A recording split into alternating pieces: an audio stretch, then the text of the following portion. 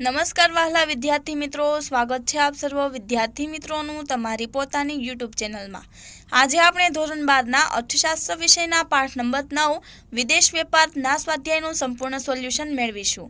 આપણી આ ચેનલમાં ધોરણ 12 અર્થશાસ્ત્ર વિષયના બધા જ પાઠના સ્વાધ્યાયના સોલ્યુશન મૂકી દીધેલ છે, તેની લિંક ડિસ્ક્રિપ્શન બોક્સમાં આપી દીધી છે। તો વિદ્યાર્થી મિત્રો, સૌપ્રથમ જોઈએ પ્રશ્ન નંબર 1। નીચેના પ્રશ્નોના જવાબ માટે સાચો વિકલ્પ શોધો। તેમાં પહેલું છે વેપાર દ્વારા શું થાય છે, તો જવાબમાં આવશે વિકલ્પ ડ, ઉત્પાદનમાં વિવિધતા આવે છે। બીજું છે આજના સમયમાં વિદેશ વેપારમાં કયું સાધન વધુ ગતિશીલ બન્યું છે, તો જવાબમાં આવશે વિકલ્પ બ, શ્રમ। ત્રીજું છે 2005 પછી ભારતના વિદેશ વેપારમાં શું નોંધપાત્ર ફેરફાર થયો છે, તો જવાબમાં આવશે વિકલ્પ અ, વેપારનું કદ વધ્યું છે અને ભારતનો વેપારમાં ક્રમ આગળ થયો છે। ચોથું છે ભારતના વેપારના પરંપરાગત ભાગીદાર દેશોમાં કયા દેશોનો સમાવેશ કરી શકાય, તો જવાબમાં આવશે વિકલ્પ અ, ઇંગ્લેન્ડ અને રશિયા। પાંચમું છે વેપાર તુલા એટલે શું, તો જવાબમાં લખશો વિકલ્પ ક, વસ્તુ વેપારની એટલે કે દ્રશ્ય વેપારની તુલા। ત્યારબાદ તેમાં છઠ્ઠું છે લેણ દેણની તુલનામાં કેટલા ખાતા હોય છે, તો જવાબમાં આવશે વિકલ્પ બ, 2। ત્યારબાદ જોઈએ પ્રશ્ન નંબર 2। નીચેના પ્રશ્નોના એક વાક્યમાં જવાબ આપો। તેમાં પહેલું છે વિદેશ વેપાર એટલે શું, તો જવાબમાં લખશો દેશની હદની બહાર થતી વેપાર પ્રવૃત્તિને વિદેશ વેપાર કહેવાય છે। બીજું, વિદેશ વેપારનું કદ એટલે શું, તો જવાબમાં લખશો વિદેશ વેપારનું કદ એટલે દેશની આયાત નિકાસ થતી ભૌતિક વસ્તુઓનું કુલ મૂલ્ય અને કુલ જથ્થો। ત્રીજું છે વિદેશ વેપારનું સ્વરૂપ એટલે શું, તો જવાબમાં લખશું વિદેશ વેપારનું સ્વરૂપ એટલે વેપાર પ્રવૃત્તિની એવી વિશિષ્ટ બાબતો અને પાસાઓ જે તેને આંતરિક વેપારની પ્રવૃત્તિઓથી જુદી પાડે અને તેને અલગ ઓળખ આપે। ચોથું છે વિદેશ વેપારની દિશા એટલે શું, તો જવાબમાં લખશું વિદેશ વેપારની દિશા એટલે કોઈ દેશનો વિશ્વના વિવિધ દેશો સાથેનો વેપાર માટેનો સંબંધ। પાંચમું છે હુંડિયામણનો દર એટલે શું, તો જવાબમાં લખશું એક દેશના ચલણની બીજા દેશના ચલણમાં વ્યક્ત થતી કિંમત એટલે હુંડિયામણનો દર। ત્યારબાદ જોઈએ પ્રશ્ન નંબર 3। નીચેના પ્રશ્નોના ટૂંકમાં જવાબ આપો। તેમાં પહેલું છે વેપાર તુલાનો અર્થ આપો, તો જવાબમાં લખશું વેપાર તુલા એટલે એક વર્ષ દરમિયાન દેશની ભૌતિક સ્વરૂપની આયાત અને નિકાસના મૂલ્યોની હિસાબી નોંધનું સરવૈયું એટલે વેપાર તુલા। દેશમાં ભૌતિક વસ્તુઓની આયાત ચૂકવણીઓ ભૌતિક વસ્તુઓની નિકાસ કમાણી કરતાં વધુ હોય તો વેપાર તુલામાં ખાધ આવે છે, તેને પ્રતિકૂળ વેપાર તુલા કહે છે। દેશમાં ભૌતિક વસ્તુઓની નિકાસ કમાણી ભૌતિક વસ્તુઓની આયાત ચૂકવણીઓથી વધુ હોય તો વેપાર તુલામાં પુરા નોંધાય છે, તેને અનુકૂળ વેપાર તુલા કહે છે। વેપાર તુલા એ લેણ દેણની તુલાનું ચાલુ ખાતું છે। ત્યારબાદ તેમાં બીજો સવાલ છે આંતરરાષ્ટ્રીય વેપારનું કદ પારિભાષિક શબ્દ સમજાવો, તો જવાબમાં લખશું આંતરરાષ્ટ્રીય વેપારનું કદ એટલે આયાત અને નિકાસ થતી ભૌતિક વસ્તુઓનું કુલ મૂલ્ય અથવા કુલ જથ્થો। પ્રતિ વર્ષ જો આયાત માટે થતી ચૂકવણી અને નિકાસમાંથી થતી કમાણી થતી જાય તો આંતરરાષ્ટ્રીય વેપારનું કદ વધ્યું એમ કહેવાય। જો દેશની રાષ્ટ્રીય આવકમાં વેપારના મૂલ્યનો ટકાવારી હિસ્સો વધે અને વિશ્વ વેપારમાં દેશના વેપારનો હિસ્સો વધે તો તે દેશના આંતરરાષ્ટ્રીય વેપારનું કદ વધ્યું એમ કહેવાય। ત્યારબાદ તેમાં ત્રીજો સવાલ છે લેણ દેણની તુલાનો અર્થ આપો, તો જવાબમાં લખશો લેણ દેણની તુલા એટલે કોઈ એક દેશના અન્ય દેશો સાથેના વેપારનું મૂલ્ય, જેમાં વસ્તુઓ તથા સેવાઓનું મૂલ્ય, સાધનોની હેરફેરનો ખર્ચ અને મૂડી વેપારના મૂલ્યની નોંધણી થાય છે। આમ કોઈ વર્ષ દરમિયાન દેશની ભૌતિક અને અભૌતિક આયાત નિકાસનું મૂલ્ય દર્શાવતું હિસાબી સરવૈયું એટલે લેણ દેણની તુલા। લેણ દેણની તુલાને બે બાજુઓ છે, પેલું જમા બાજુ જેમાં વિદેશી આવકો નોંધાય છે અને બીજું ઉધાર બાજુ જેમાં વિદેશી ચૂકવણીઓ નોંધાય છે। ત્યારબાદ જોઈએ પ્રશ્ન નંબર 4। નીચેના પ્રશ્નોના મુદ્દાસર જવાબ આપો। તેમાં પેલું છે વિદેશ વેપારની પ્રવર્તમાન સ્થિતિ દર્શાવો, તો જવાબમાં લખશું એગ્નસ મેડિસન નામના ઇતિહાસકારનો અભ્યાસ દર્શાવતા વર્લ્ડ ટ્રેડ રિપોર્ટ 2013માં નીચેની માહિતી મળે છે। 1800 પછી વિશ્વની વસ્તી 6 ગણી વધી છે, વિશ્વનું ઉત્પાદન 60 ગણું વધ્યું છે, જ્યારે વિશ્વ વેપાર 140 ગણો વધ્યો છે। છેલ્લા 30 વર્ષોમાં વ્યવસાયિક સેવાઓના વેપારમાં દર વર્ષે સરેરાશ 7% વધારો નોંધાયો છે। વિશ્વમાં વાહન વ્યવહાર અને સંદેશા વ્યવહારના ખર્ચમાં નોંધપાત્ર ઘટાડો થવાથી તેમજ વિવિધ દેશો વચ્ચે રાજકીય સંબંધોનો વિકાસ થતાં વેપારને વેગ મળ્યો છે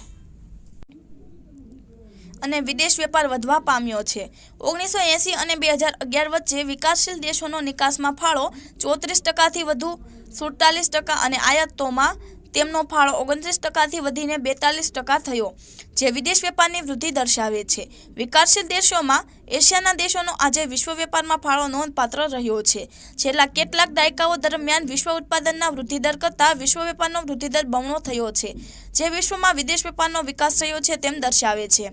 ત્યારબાદ તેમાં બીજું છે વેપાર તુલા અને લેણદેણ તુલા વચ્ચેનો તફાવત સ્પષ્ટ કરો. તો વિદ્યાર્થી મિત્રો, અહીં આપણે વેપાર તુલા અને લેણદેણની તુલા વચ્ચે તફાવત આપવાનો છે.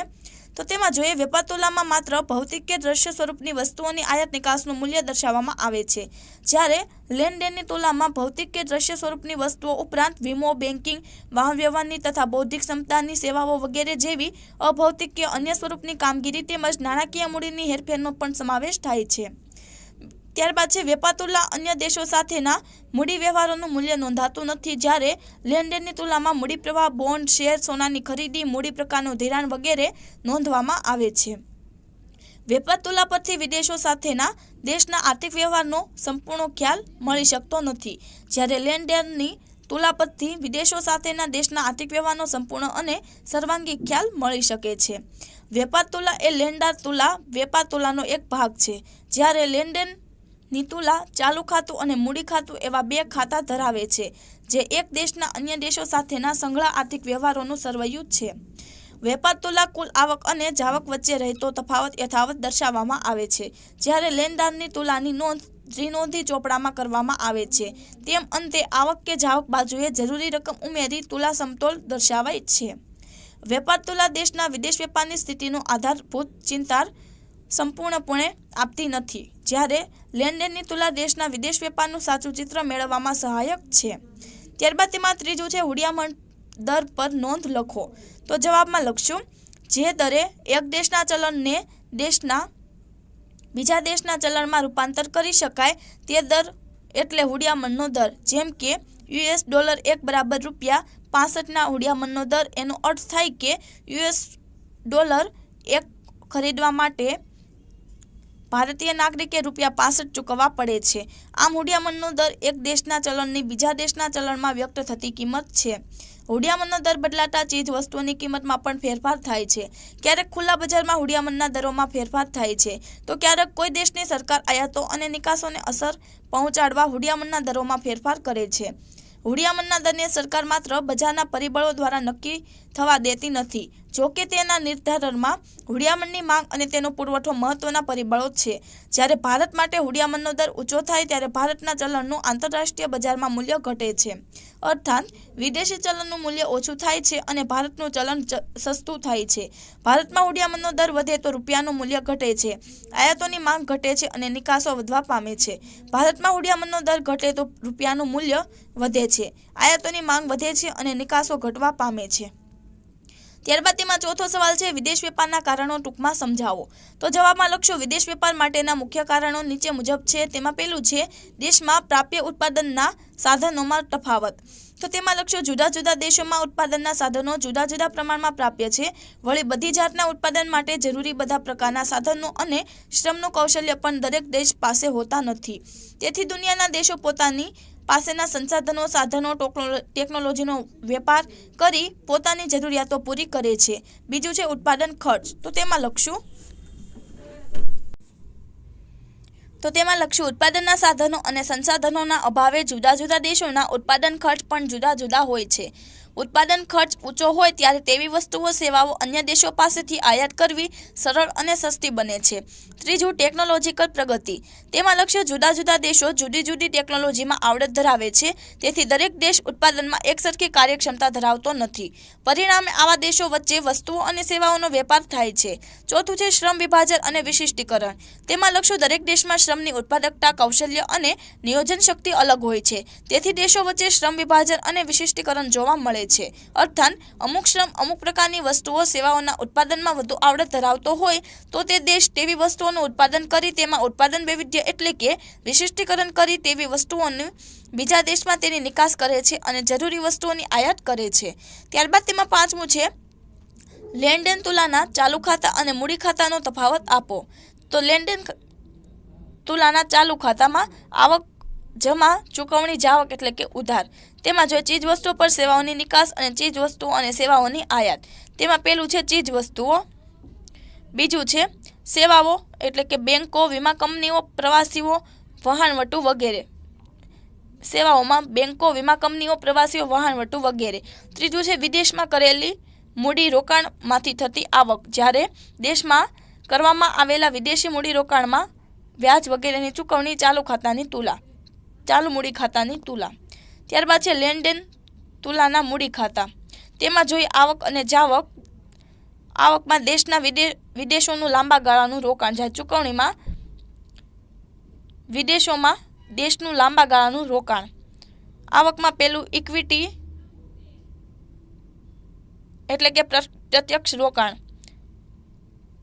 ઇક્વિટી પ્રત્યક્ષ રોકાણ. બીજું વિદેશોનું દેશની જામીનગીરીઓમાં રોકાણ, જ્યારે ચૂકવણીમાં વિદેશોના દેશના લોકોનું જામીનગીરીમાં રોકાણ. ત્રીજું છે વિદેશોમાંથી આવતું ટૂંકા ગાળાનું રોકાણ, નાણાકીય ભંડોળ, જ્યારે વિદેશોમાં જતું ટૂંકા ગાળાનું નાણાકીય ભંડોળ. ચોથું છે સોનાનું વિદેશોમાં વેચાણ, સોનાની વિદેશોમાં ખરીદી. પાંચમું છે એકપક્ષીય આવક એટલે કે દેશને મળતી ભેટો, ગ્રાન્ટ વગેરે, વિદેશોમાં આપવામાં આવતી ભેટો, ગ્રાન્ટ વગેરે. મૂડી ખાતાની તુલા. ત્યારબાદ જોઈએ પ્રશ્ન નંબર 5. નીચેના પ્રશ્નોના વિસ્તારપૂર્વક જવાબ આપો. તેમાં પહેલું છે ભારતના વિદેશ વેપારમાં સ્વરૂપમાં થયેલા ફેરફારો સવિસ્તાર જણાવો. તો જવાબમાં લખશો ભારતના વિદેશ વેપારનું સ્વરૂપ એટલે ભારતમાં આયાત અને ભારતમાંથી નિકાસ થતી વસ્તુઓનું સ્વરૂપ. 1951માં ભારત ઓછા વિકસિત દેશ તરીકે ઓળખાતો હતો. 1980માં ભારત વિકાસશીલ દેશ બન્યો. 2000 પછી ભારત વિશ્વમાં ઝડપથી વિકસતા દેશ તરીકેની ઓળખ મેળવી. 1950 અને 1960ના દાયકાઓમાં નબળી ખેતીને કારણે ભારતમાં અનાજની આયાતો વારંવાર થતી. યંત્રો, મૂડી, ટેકનોલોજી, નિષ્ણાતોની સલાહ, સ્પેર પાર્ટ્સ વગેરેની વિકાસલક્ષી આયાતો મોટા પ્રમાણમાં થતી હતી, જ્યારે ચા, કોફી, શણ, કાચી ધાતુઓ અને ખનિજ જેવી પ્રાથમિક ચીજવસ્તુઓની નિકાસોનું પ્રમાણ વધુ હતું અને ઔદ્યોગિક વસ્તુઓની નિકાસો નીચી હતી. 1970 અને 1980ના દાયકાઓમાં વિકાસની ગતિ વધતા ભારતમાં અનાજની આયાતો ઘટવા પામી છે અને પ્રાથમિક ચીજવસ્તુઓની નિકાસનું પ્રમાણ ઘટ્યું છે, તેમજ ઔદ્યોગિક વસ્તુઓના નિકાસનો હિસ્સો વધ્યો છે.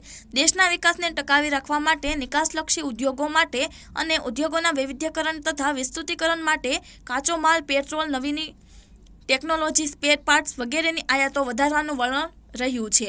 1991 પછી ભારતમાં આયાતો અને નિકાસોનું સ્વરૂપ નોંધપાત્ર રીતે બદલાયું. અનાજ અને ખેતીલક્ષી આયાતો ખૂબ ઓછી થઈ અને મૂડી આયાતોનું પ્રમાણ પણ ઘટ્યું, જ્યારે ચા, કોફી, શણ વગેરે જેવી પરંપરાગત નિકાસો ઘટી અને ઔદ્યોગિક તેમજ બિનપરંપરાગત નિકાસોનું પ્રમાણ વધ્યું. 1961 પછી 2014-15માં ખાદ્ય વસ્તુઓ અને અનાજની આયાતોનો કુલ આયાતોમાં હિસ્સો ઘટીને 3.9% થયો. આમ ભારતે અનાજ અને અન્ય ખાદ્ય વસ્તુઓના સ્વનિર્ભરતા પ્રાપ્ત કરી. વિકાસની ગતિ વધતા ભારતમાં મૂડી અને મૂડી પ્રચુર વસ્તુઓના આયાતો સારા પ્રમાણમાં ઘટવા પામી. 1960-61 પછી 2014-15માં કુલ વસ્તુ આયાતોમાં મૂડીજન્ય આયાતોના હિસ્સો ઘટીને 9.8% થયો.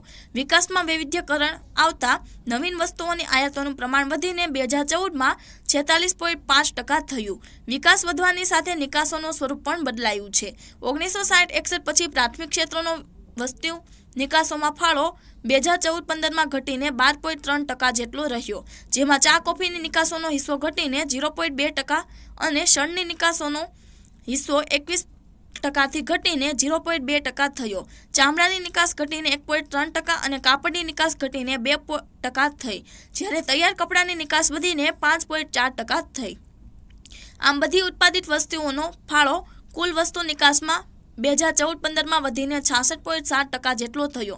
પેટ્રોલને લગતી નિકાસમાં 1960-61માં કુલ વસ્તુ વિકાસ ફાળો 1.1% હતો, જે 2014-15માં વધીને 18.5% થયો. ટૂંકમાં ભારતના વિદેશ વેપારના સ્વરૂપમાં નોંધપાત્ર બદલાવ જોવા મળે છે. ત્યારબાદ તેમાં બીજો સવાલ છે આંતરિક વેપાર અને વિદેશ વેપાર વચ્ચેના તફાવત સમજાવો. તો આંતરિક વેપાર અને વિદેશ વેપાર વચ્ચેના તફાવતના મુખ્ય મુદ્દા નીચે મુજબ છે. તો તેમાં જોઈએ કદ. આંતરિક વેપારનું ક્ષેત્ર દેશ પૂરતું સીમિત હોવાથી તેનું કદ મર્યાદિત રહે છે, જ્યારે વિદેશ વેપારમાં વસ્તુઓ, સેવાઓને વિશ્વવ્યાપી બજાર મળતું હોવાથી તેનું કદ આંતરિક વેપાર કરતાં અનેક ગણું મોટું હોય છે. ત્યારબાદ છે ચલણ અને ચૂકવણીની રીત. જ્યારે આંતરિક વેપારમાં એક જ દેશના એક પ્રકારનું ચલણ પ્રવર્તતું હોવાથી આંતરિક વેપારમાં વિનિમય દર નીતિ કે અંકુશ નીતિના પ્રશ્નો ઊભા થતા નથી. દેશનો આંતરિક વેપાર એક જ ચલણમાં માધ્યમથી ચાલે છે, તેથી લેવડ દેવડની સરળતા રહે છે. જ્યારે વિદેશ વેપાર જુદા જુદા દેશોમાં અલગ અલગ ચલણ હોવાથી જુદા જુદા દેશો વિનિમય દર માટે જુદી જુદી નીતિ અપનાવે છે. તેની અસરો વિદેશ વેપાર પર પડે છે. જુદા જુદા દેશોના ચલણની આંતરિક ખરીદ શક્તિ, ચલણ બહાર પાડવાની પદ્ધતિ વગેરે અલગ અલગ હોય છે. વળી આંતરરાષ્ટ્રીય લેવડ દેવડમાં એક ચલણનું બીજા ચલણમાં રૂપાંતર કરવું પડે છે. તેથી જુદા જુદા ચલણ વચ્ચેના વિનિમય દર નક્કી કરવાના રહે છે. પરિણામે વેપારની પ્રક્રિયા જટિલ બને છે. ત્યારબાદ છે ભાષા, સંસ્કૃતિ અને સમાજ. આંતરિક વેપારમાં એક સમાન ભાષા, સંસ્કૃતિ અને સમાજ વ્યવસ્થા હોવાથી વેપાર વિનિમય સરળતાથી થઈ શકે છે. જ્યારે વિદેશ વેપારમાં દરેક દેશમાં ભાષા, સંસ્કૃતિ, સમાજ વગેરે જુદા હોવાને કારણે કોઈની લાગણીઓ ન દુભાય તે રીતે વેપાર કરવો પડે છે. ત્યારબાદ છે વાહન વ્યવહાર ખર્ચ. તો આંતરિક વેપારમાં વેપારની સીમા સીમિત હોવાથી વાહન વ્યવહાર ખર્ચ નીચું રહે છે. આંતરિક વેપારમાં વેરા ઓછા ભરવાના હોય છે, તેથી માલની હેરફેર સરળ બને છે અને ખર્ચ ઓછો થાય છે. જ્યારે વિદેશ વેપારમાં જુદા જુદા દેશો સાથે વેપાર પ્રવૃત્તિ કરવાની હોવાથી વાહન વ્યવહારનો ખર્ચ ઊંચો હોય છે. વિદેશ વેપારમાં સરકારી નિયંત્રણોને કારણે દરેક દેશની હદ પર અનેક જાતના વેરા ભરવા પડે છે. તેથી માલની હેરફેરનો ખર્ચ વધે છે. ત્યારબાદ છે હરીફાઈ. તો આંતરિક વેપારમાં કોઈ વસ્તુના અનેક ઉત્પાદકો હોવા છતાં ઉત્પાદનના સાધનો, ટેકનોલોજી સમાન હોવાને કારણે વધુ પડતી હરીફાઈ જોવા મળતી નથી. જ્યારે વિદેશ વેપારમાં દરેક ઉત્પાદક વર્ગીકરણ અને ભિન્નતાના ધોરણે હરીફાઈ કરે છે. વળી કોઈ દેશમાં એક પ્રકારની વસ્તુ વેચવા માટે જે તે દેશના ઉત્પાદકો તથા અન્ય દેશના ઉત્પાદકો વસ્તુનું બજાર મેળવવા હરીફાઈ કરે છે. ત્યારબાદ છે ગ્રાહકનો સંતોષ. તો આંતરિક વેપારમાં સમાજ, શિક્ષણ, સજાગતા, મૂલ્યો, પસંદગીઓ, સહનશીલતા વગેરેના ધોરણો લગભગ સમાન હોવાને કારણે વેચનારને ગ્રાહકના સંતોષનો અંદાજ સહેલાઈથી મળે છે. જ્યારે વિદેશ વેપારમાં આવી બાબતોમાં મોટો તફાવત જોવા મળે છે. તેથી ગ્રાહકના વર્તનની આગાહી સહેલાઈથી થઈ શકતી નથી. ત્યારબાદ છે વહીવટી અને કાયદાકીય વ્યવસ્થા. તો આંતરિક વેપારમાં ખરીદનાર અને વેચનારને એક જ બંધારણ અને સમાન કાયદાઓ લાગુ પડે છે.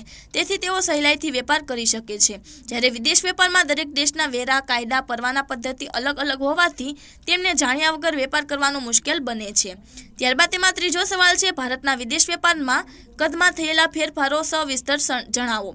તો જવાબમાં લખશો વિદેશ વેપારનું કદ એટલે આયાત અને નિકાસ થતી ભૌતિક વસ્તુઓનું કુલ મૂલ્ય અથવા કુલ જથ્થો. પ્રતિ વર્ષ જો આયાત ચૂકવણી અને નિકાસ કમાણી વધતી જાય અને દેશની રાષ્ટ્રીય આવકમાં વેપાર મૂલ્યની ટકાવારી કિસ્સો વધતો જાય તેમજ વિશ્વ વેપારમાં દેશના વેપારનો હિસ્સો વધે તે દેશના વિદેશ વેપારનું કદ વધ્યું છે તેમ કહેવાય.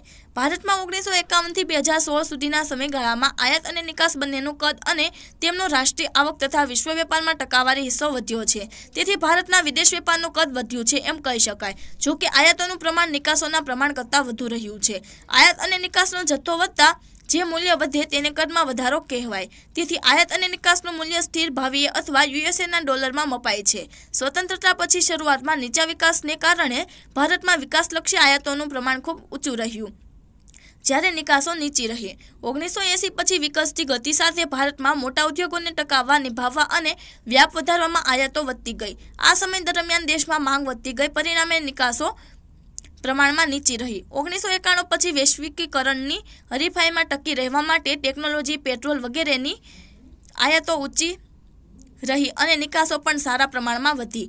વિશ્વ વેપાર અહેવાલ 2015 મુજબ 1981ના વર્ષમાં ભારતના વેપારની ભારતની જીડીપીમાં ટકાવારી હિસ્સો 12% તો વધીને 2001માં 19%થી અને 2014માં 38.3% થયો છે. આમ ભારતના વિદેશ વેપારના કદમાં થયેલા ફેરફારોમાં 1991 પછી 1998-99માં ભારતમાં વસ્તુઓની નિકાસો $42.4 મિલિયન હતી, જ્યારે વસ્તુની આયાતો $42.4 મિલિયન હતી અને વેપાર તુલા $9.2 મિલિયન હતી, જે વધીને 2014-15માં અનુક્રમે $310.5 મિલિયન, $480 મિલિયન થઈ અને વેપાર તુલા $137.5 મિલિયન રહી. ત્યારબાદ તેમાં ચોથો સવાલ છે ભારત વિદેશ વેપારની દિશામાં આવેલા ફેરફારો સવિસ્તર જણાવો. તો જવાબમાં લખશો વિદેશ વેપારની દિશા એટલે વિશ્વના જુદા જુદા દેશો સાથેનો વેપાર માટેનો સંબંધ.